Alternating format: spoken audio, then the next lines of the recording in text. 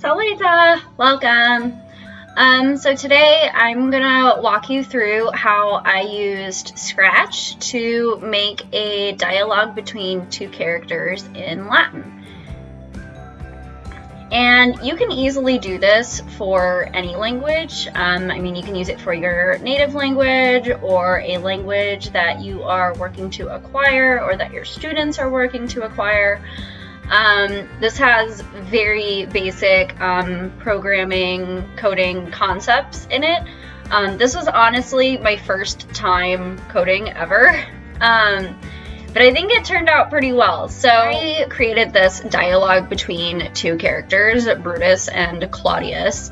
And in between there are also moments of keyboard input. So there are parts in the coding where the user or viewer has opportunities to answer questions in Latin. So the characters will ask the user questions and they can respond to those. The only trick with that is the timing, but I'll get to that later. So here I've just set it up to start where you press the green flag to start the scene. And I will translate for anyone who doesn't know Latin, but I tried to use very comprehensible, basic vocabulary that my sixth graders would definitely be able to figure out by at least the end of their first year. So let's go ahead and give it a try. Hi, my name is Brutus. Hi, my name is Claudius. I am a dog. Yeah, I see that you're a dog. I'm not stupid. What is your name? Magistra means teacher. Hello. Oh, Brutus, where are we? We are in ancient Rome. Why do you have horse legs? Why do you have a lot of questions? Oh, sorry. Where are we in ancient Rome? Ancient Rome is big. We are in the theater. I don't want to be in the theater. I want to go to the woods. Fine, let's go to the woods. Are you happy now? No, I want food. You are a difficult dog. What kind of food do you like? I like cookies. I don't have cookies. Oh no! What kind of food do you like? Frugus. I like fruit. Ah, that's a good food. Brutus, what kind of food do you like? I like to eat dogs. Hi. I'm in the centaur's stomach. Oh no. How can I get out? Here the user can make a suggestion. I'm gonna say a sword. Sure. Oh, thank you, friend. You are smart. Click me to escape. How amazing, friend. You are magical. Many thanks. Okay, and we have saved Claudius, and that is the end of the scene. So let's go ahead and take a look at the inside of the coding. So you just press this little button on Scratch Projects to see what the coding looks like on the inside. So I'll walk you through how to make this project, but really quick, I'm just going to give you a glimpse of what this project looked like from the inside. So first of all, here are the different codes, and there are different categories. So motion, like moving your character, changing what your character looks like or adding speech bubbles or thought bubbles to them, changing the background, adding different sounds. So like when the centaur snorts or Claudius barks, that's adding different sounds. Events. So that is like when you click the green flag to start it, or like when the backdrop changes, that means you want to initiate something new. Control, so this is something I used a lot to time the dialogue, waiting a few seconds. So I had to kind of like play with it and see how much time it took for the characters to talk, or approximately how much time I thought it would take the user to answer when it was time for some keyboard input. So I wound up using that control a lot. Sensing, so like when something happens, so if a character touches a certain, like if someone touches a certain color, like something will happen. I used this for asking questions for the keyboard input. So when they ask things like, "Quod nomen tibi est," what is your name? That gives the character, gives the user some time to answer the character. Operators, I did not use this, but that is available. And different variables. So there's just a whole bunch of different coding options that you can use. I kept this very basic because not only was it my first time coding, but also I don't imagine that my students would have done a lot of coding, and I wanted to make this a very simple thing for beginners. So that is what I did. I kept it pretty simple. Here is where the costumes are for your different sprites. So the characters used in Scratch are called sprites. So I had two, obviously. I had the centaur and I had the dog. And this is where you can paint the character. So let me show that to you really quick.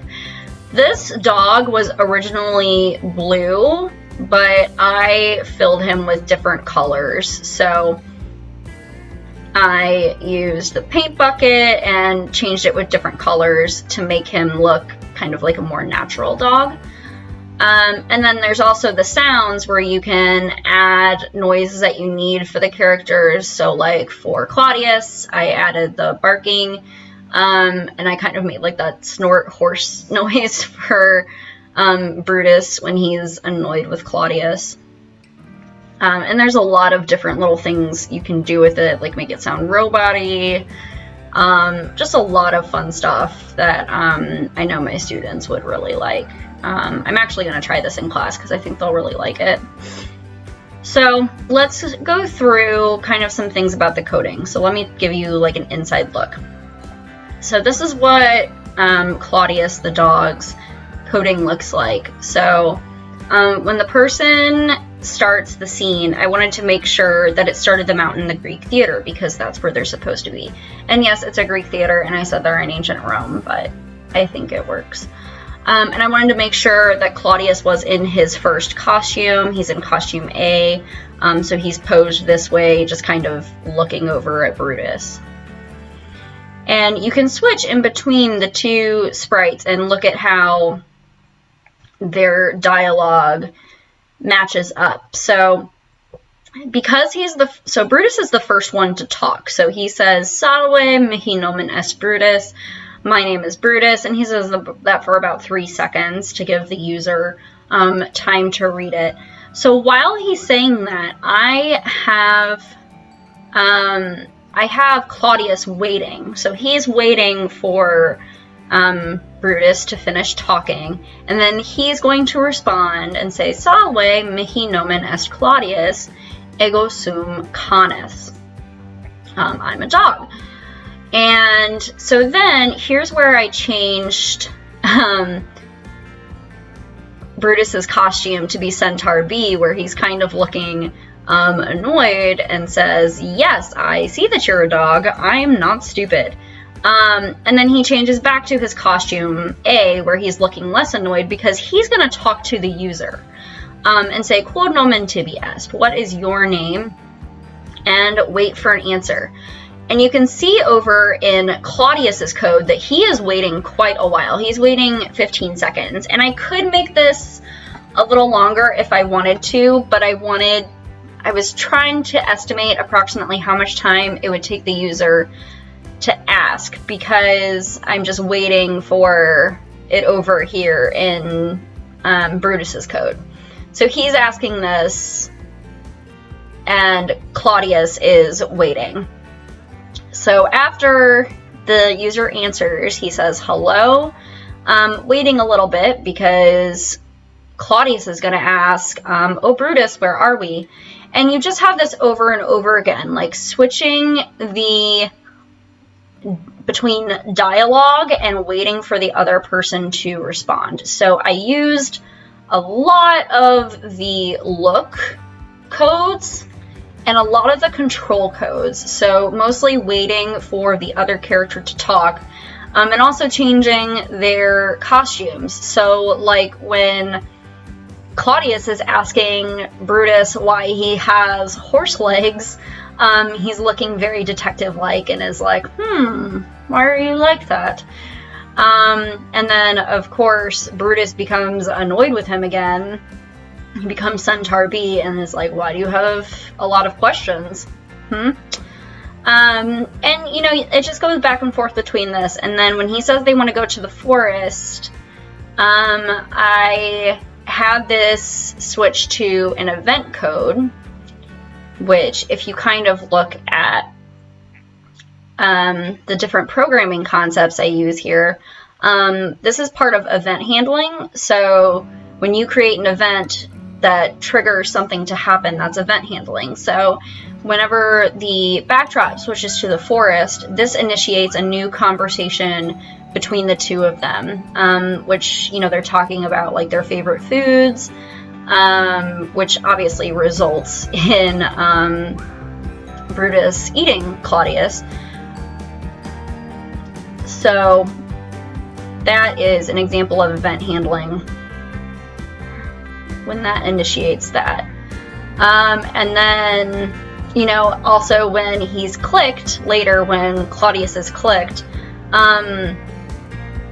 I cleared his graphic effects. So when he is in Brutus's stomach, I changed his effect to be kind of ghost-like. And then I wanted him to look more normal again once he's on the beach. So he's just magically transported to a beach because why not? So I cleared his graphic effects, made him go to the beach, and also he's very grateful and he says, "How amazing, friend, you are magical, many thanks." So that's another example of event handling. So when something is clicked, so when you click Claudius to save him, that initiates the next scene of him being safe and sound on the beach. Alright, so now I'm going to walk you through how to do a project in Scratch like I did. So when you get to scratch.mit.edu, you're going to make an account. So I became Magistra Spradling. Of course I did. And then you're going to go to Create. And this is where you start a new project. So it always starts out with this little cat. You don't have to keep the cat, you know, but you can if you want to. But I'm gonna go ahead and get rid of the cat. And I'm gonna choose a backdrop. That's the first thing I'm gonna do. Choose a backdrop. Let's do something fantasy maybe. Sure, let's go with the spooky woods because, you know, it's October. Let's go with the spooky woods. Okay.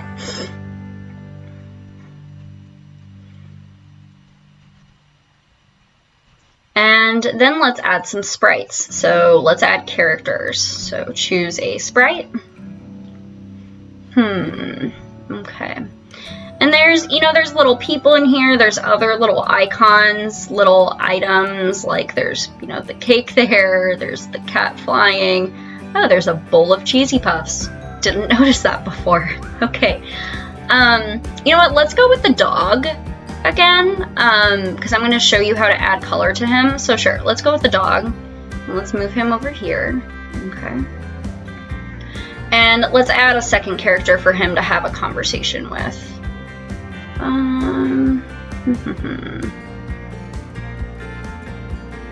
Maybe find something spooky. Oh, okay, there's like Frank, a ghost. Oh, I like this Giga. Whatever that is. I mean, yeah, that's cute. I don't know. Let's see, which should we pick? Oh, I like Gobo. He's adorable. Okay, let's go with that. Alright.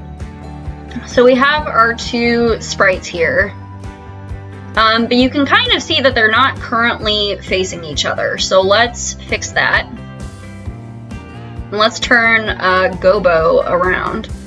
So when you go to costumes, this is where you can flip the character. So I'm gonna flip him horizontally on all of his costumes. So he is constantly facing the dog. Ooh, look at his scared little face. Okay. And then the dog is facing the right way. But really quick, I'm going to show you how to color the dog. So if you want to change the color of a sprite, you can. Let's say that I want to make the dog hot pink this time. Sure. Okay.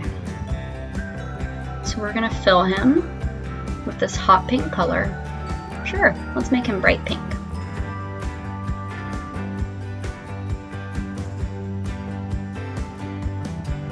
And I'm just going to go through all of the costumes and change the color for each one. Oh, I accidentally filled in the outline. I didn't want to do that. Okay. Making him pink. Why not?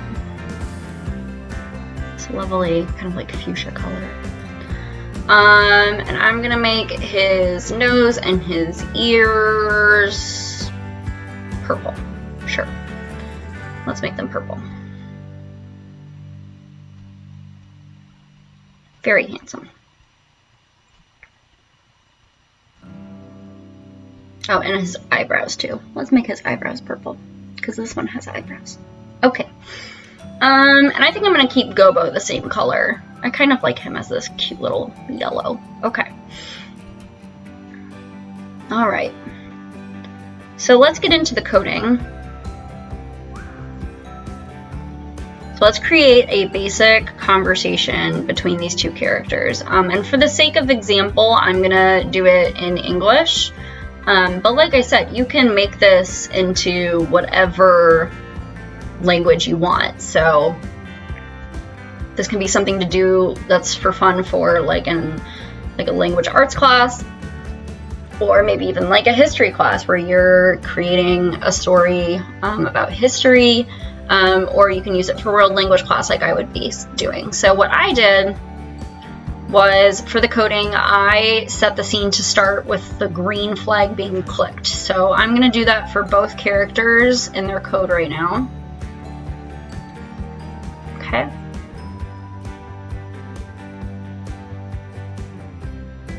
And so when this starts, first of all, I want to make sure that he is in dog costume A. And I want to make sure that the backdrop is at the woods. So if I use like another background later, I just want to make sure that we start out in the woods. And I'm going to do the same for Gobo here. I'm going to make Gobo go into costume 1. I'm going to make sure he's in the woods. Okay. And then we're going to start their conversation. So he's going to say, "Hi there, I'm Cobra Commander." That's the name of my dog. "Cobra, you're in this story. You're just pink." So he says, "Hi there, I'm Cobra Commander." And then Gobo. So this is where we have to use the control because we want to wait for Cobra Commander to finish talking before Gobo talks. So we're going to have him wait 5 seconds because, as you can see, I had Cobra Commander talking for like 4 seconds. And you can play around with this and see what kind of sequencing or timing you like. But I'm going to have him wait. And I'm gonna have him say, "Hi, I'm Gobo," for 3 seconds, because that's longer. And again, this is where you have to use the control. So let's have Cobra Commander wait for like 4 seconds for Gobo to finish talking. And then he's gonna say, "Where are we?" For 3 seconds. And we're gonna have Gobo wait for him to talk. And then he's gonna say,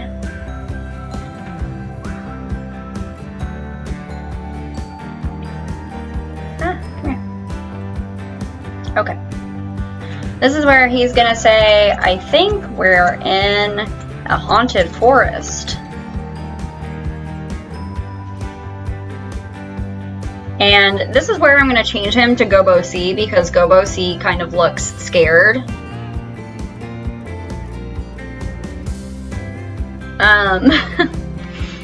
And so then Cobra Commander is, you know, waiting for him to answer.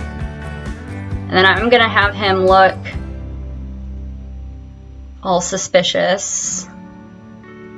You know, switch his costume to costume C, because that's when he looks like he's being a little detective. And then he's gonna say,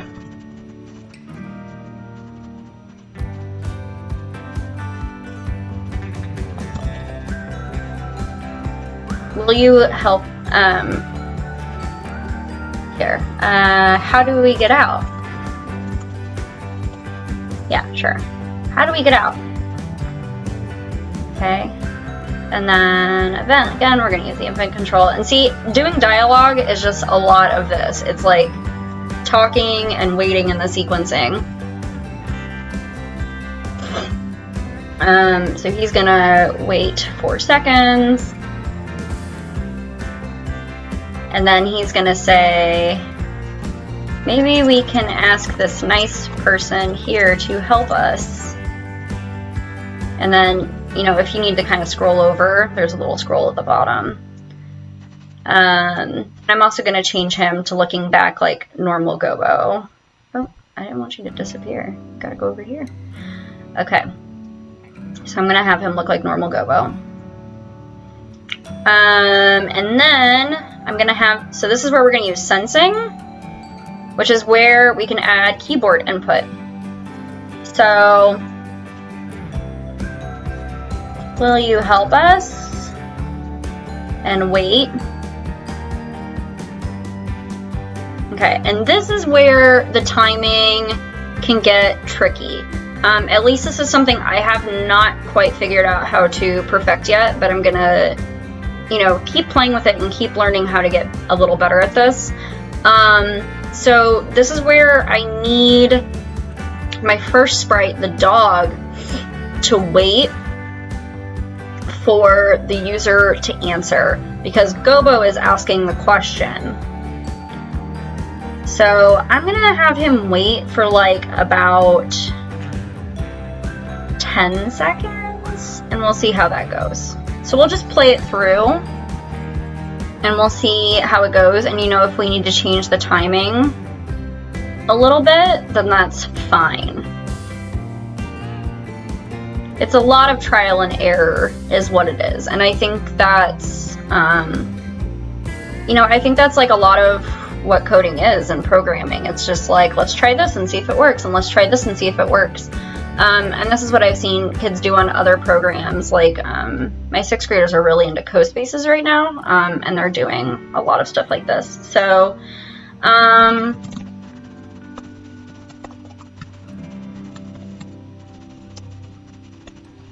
so we're gonna assume that the user says, "Yes, I'm going to help you," and says, "Oh, thank you, click me to help us escape."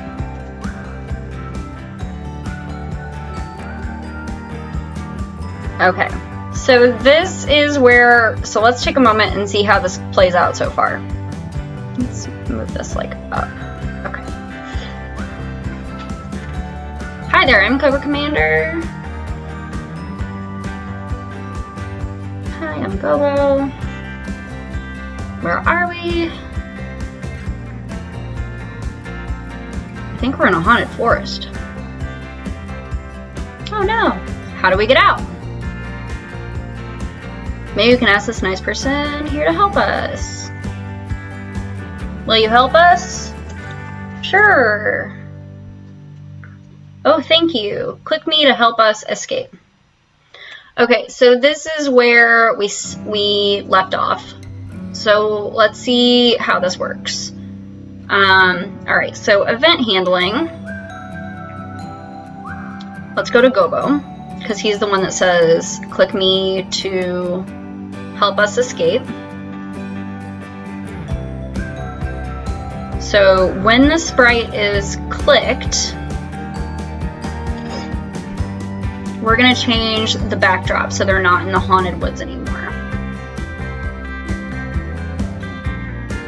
Let's see, switch backdrop to, and we need to add another backdrop. So we need a place for them to go that is safe and sound. Where should we take them? Somewhere safe. Somewhere nice and pleasant.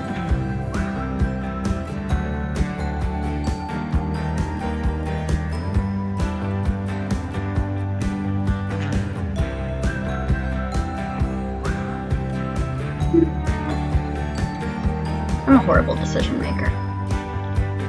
Let's take them to this nice, cute, colorful city. Sure. All right.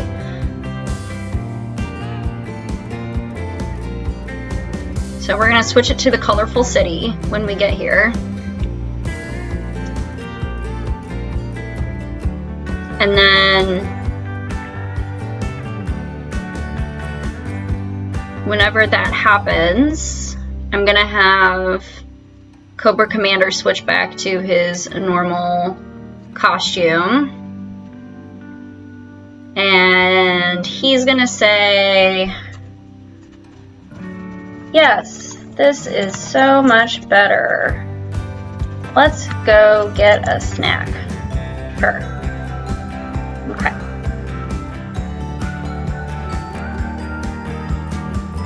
It's gonna say that for like 5 seconds.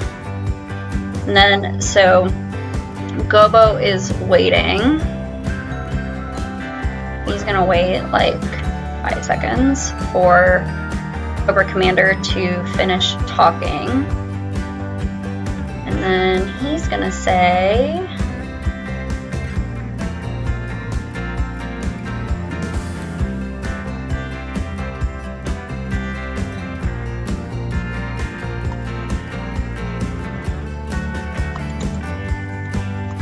sounds good. Thanks for saving us.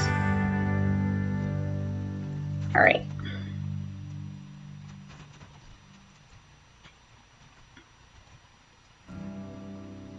All right, so let's see how the whole thing plays out. Let's see if I have to change any timing or anything. I'm gonna kind of move this around. Okay. All right, let's see if this works.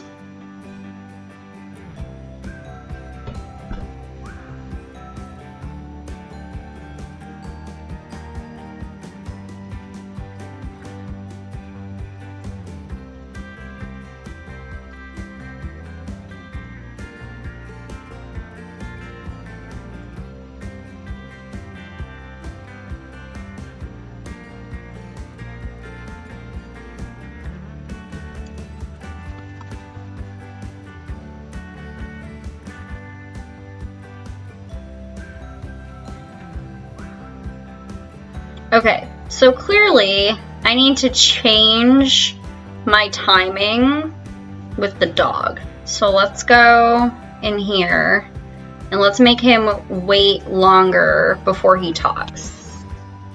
Oops. Oopsies. Okay, let's make him wait. It was really too fast. Let's try 15 seconds.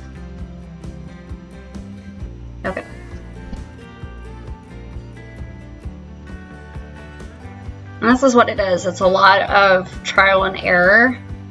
I must have watched my coding project like a million times when I was doing it, because it's hard to get the timing right, but you just have to play around with it until you get it right.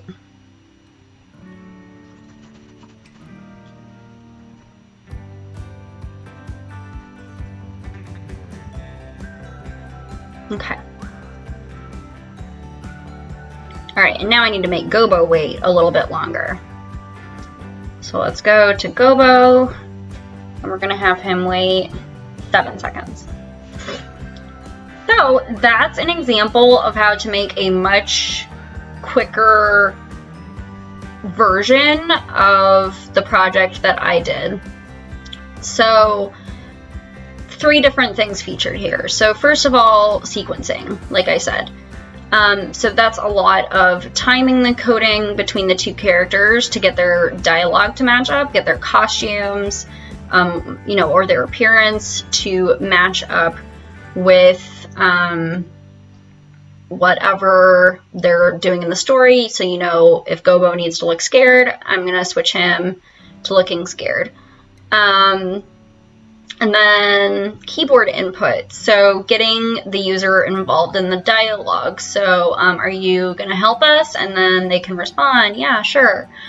And then also event handling. So like when the sprite is clicked, that switches them to being in this lovely colorful city instead of the scary haunted forest. And also event handling, you know, is starting the scene with the green flag. So that's just kind of like a really quick example of how to do the type of project that I did. So really basic coding concepts. I'm kind of looking forward to branching out with this more and learning more about how to use it, like how to make a game or something. But you know, I really wanted to do a project that I thought that would work for my world language students. So making like a dialogue or a story is perfect, because I love encouraging my kids to come up with their own like stories and ideas in the target language. And also, like, if they've never done any coding before, you know, if I could figure out how to use these 3 concepts, I think they could definitely figure it out. So kind of keeping things simple. And then one more thing. Excuse me. So one thing that was really helpful when I was doing this was definitely the Scratch tutorials. I watched quite a few of these to get an idea of how Scratch works. So, you know, I watched the Getting Started one, and that's just like very basic, which will tell you a little bit about how Scratch works. I definitely used the Create a Story tutorial. And then this was also interesting, like talking tales. So that's how you can add like actual like voices and talking to your characters. So if you feel like you know, kind of being a voice actor for your project, you can do that. You know, and like adding the backdrop, adding sprites. So these are all really useful. So this was really all you needed to kind of get started for your first project. Like the tutorials are super helpful. So definitely when I do this project with my students, I'm going to give them a few of these tutorials to watch so they can learn the basics of how to do it. And I really look forward to them getting creative with this project. I think they're going to have fun with it. And that they'll have fun making stories. And another thing that's really cool is like, so if I did want them to set the story in like ancient Rome, you know, I can have them upload backdrops. So if I say your story needs to be taking place in Pompeii, they can like download some pictures of Pompeii and upload those as backdrops, and then their story is right there. So this is super fun. Hope you liked my first coding project. I'm pretty proud of it. So Anyway, that's it, and have a great day.